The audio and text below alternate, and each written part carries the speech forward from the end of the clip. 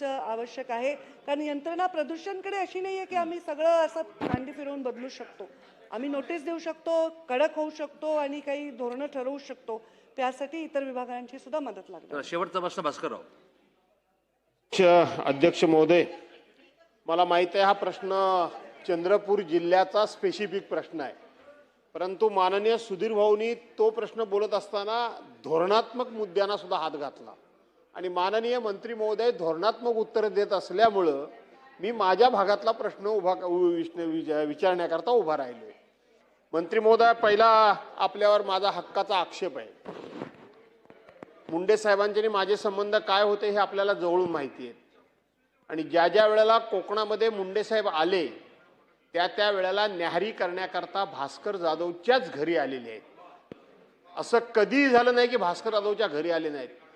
तुम्ही मंत्री झालात, मला आनंद आहे, आणि तुम्ही माझ्या मतदारसंघात आलात आणि आम्हाला कोणालाही न सांगता तुम्ही येऊन गेलात, त्यामुळं आम्ही तुमच्यावर नाराज आहोत. हा पहिला मुद्दा.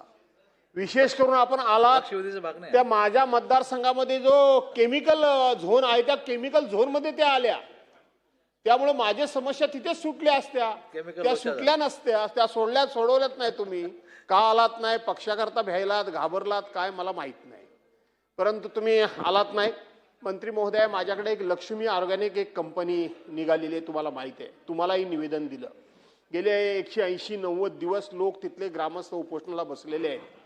आपण या संदर्भामध्ये काही लक्ष टाकलंय का, काही टाकणार आहात का, हा एक माझा मुद्दा आहे.